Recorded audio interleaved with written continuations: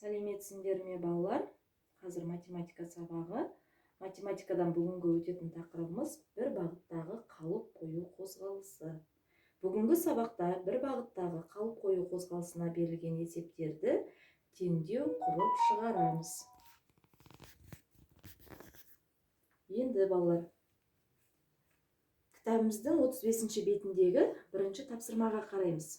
Егер қар өте көп мөлшерде жауса, жүру қиынға түседі. Жолаушылардың жылдамдығы күн райына байланысты әлде қайда төмен болады. Бір елді мекеннен екі жолаушы бір бағытқа қарай шықты. Біріншісі 40 метр минут жылдамдықпен қозғалды, екіншісі жылдамырақ жүріп 10 минуттан кейін біріншісінен 500 метрге озып кетті. Ол қандай жылдамдықпен қозғалды? Балалар, бұл жерде жәнегі қар жауған күні екі бала жолға шықты. Біреуі қатты жүріп барады, біреуі ақырын баяу кетіп бара жатыр. Енді бізге екінші баланың жылдамдығын табу керек. Ол үшін балалар, біз 500-ді 10-ға бөлеміз. Яғни бізде жәнегі 50 метр минут шықты. 50 метр минут шықты. Одан кейін 50 метр минут шықты. Ары қарай біз 40-қа 50-ді қосамыз. 40-қа 50-ді қосып, екінші баланың жылдамдығын тауып аламыз.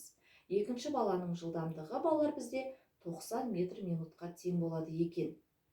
Енді кітабымыздағы екінші тапсырма бар. Бұл екінші тапсырмада бізге теңдеу құрудың жолдары түсіндірілген. Негізі балалар, теңдеу құру біздің кітабымыздың 26-шы бетінде көрсетілген. Теңдеу құру үшін бізге жәнегі барлық мәліметтерді жазып алуымыз керек, қозғалыстағы денеге қатысты мәліметтерді. Одан кейін соның барлығын теңдеуімізде қамтуымыз керек. Бұл жерде балалар, X дегеніміз екінші жолаушының жылдамдығы. Бірінші жолаушының жылдамдығы, ал 40 дегеніміз ол екінші жолаушының жылдамдығы. Екі жолаушының жәнегі жылдамдықтарын бір-бірінен азайтып, 10-ға көбейтеміз. Одан кейін мәні 500-ге тең. Осы жерде осы теңдеуді шешу үшін X-тан 40-ты азайтамыз. Бұл осы жерде қалады. Теңдеудің сол жағында 10 жағына 10-ды кері амалмен шығарамыз. 500-ді 10-ға бөлсек, 50. X азайту 40 тең 50. Бізде міне балалар, мынандай жай теңдеу пайда болды. Бұл жай теңдеуді қалай шешеміз? X тең 50 қосу 40. X-тің мәні балалар 90-ға тең. Яғни біздегі жәнегі екінші баланың екінші жылдамдық 90-ға тең.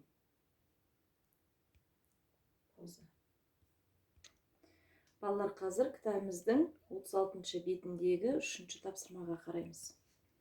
Бұл жерде бір елді мекеннен бір уақытта екі машина жолға шықты. Міне балалар, бір елді мекеннен екі машина жолға шықты.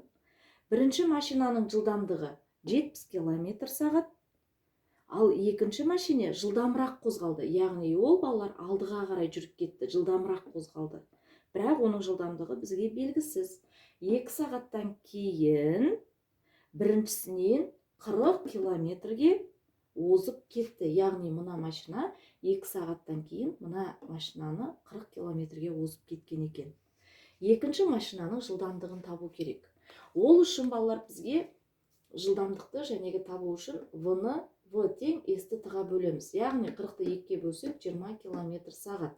Енді екінші машинаның жылдамдығын табамыз.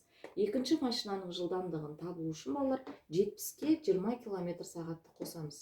90 км сағат. Яғни екінші машинаның жылдамдығы балалар 90 км сағатқа тең болады екен. Келесі кітабымызда 4-ші тапсырма берілген. Мұнда есепті әртүрлі тәсілмен шығаруға болады. Есепті шығарудың екі тәсілін тауып көр дейді. Амалдар бойынша жаз дейді. Мен мына жерде балалар сендерге амалдар бойынша жазған жоқпын.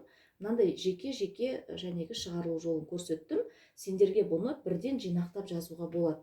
Бұл жерде 250 азайту 20, көбейту 200. 250 азайту 200, көбейту 20 дейтін болсандар, жәнегі екі амалды есеп шығады. Мен бірақ сендерге жеке-жеке көрсетіп тұрмын, себебі формуланы көрсеткім келді. Қазір Серік пен Арман бір уақытта ауылдан өзенге қарай моторлы шанамен шықты. Міне, ауылдары балалар мына жерде. Мына ауылдан екі бала жәнегі мына өзенге қарай шықты. өзенге қарай келе жатыр.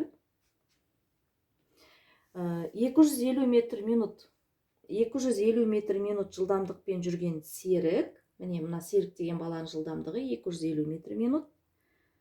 20 минуттан кейін өзенге жетті. Уақыт 20 минут бізге белгілі. Егер Арман, мына жерде балалармен кіші әріппен жазып қойыппын, бас әріппен. Арманның жылдамдығы 200 метр минут болса дейді, ол серіктен қандай қашықтықта болды? Яғни бізге қашықтықты табу керек.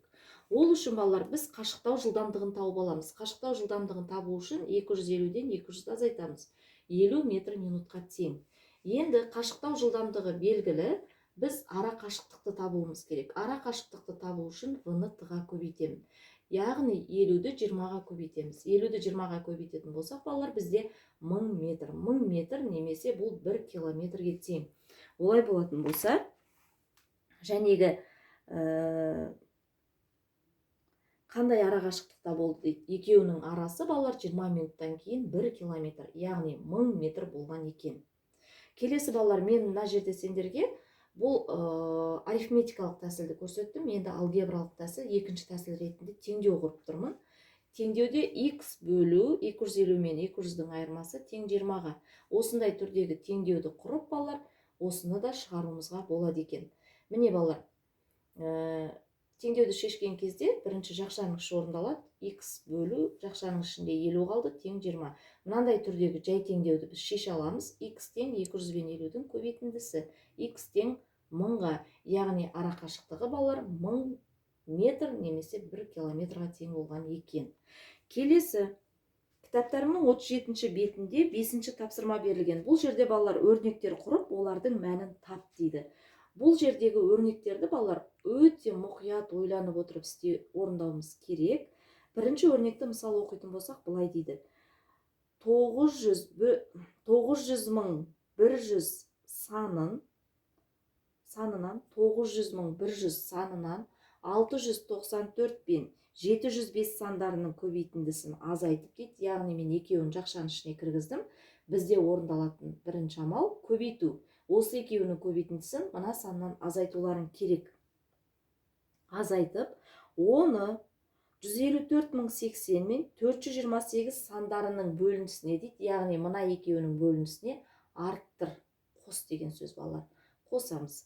Келесі тапсырмада 2603 пен 58 сандарының көбейтіндісін 1 миллион мен 19975 сандарының айырмасын 75 есе кемітіп дейді. Яғни мынаның ішінен шыққан санды 75 есе кемітіп, мына бірінші жақшада шыққан санға қосуымыз керек. Үшінші тапсырма 39.096 мен 54 сандарының бөліндісі мен 2306-ның қосындысы, яғни осының бөлінісіне 2306-ны қосамыз. Бұны бір жақшаға алдым. Қосындысын 35 есе арттыр дейді балалар, көбейту 35. Егер балалар сендер мына жерде жақшаларды қоймай кететін болсаңдар, бірінші амал бөлу, екінші амал көбейту орындалып кетеді. Сондықтан міндетті түрде жақшалар қай жерде қойылу керек, соған мұқият боламыз.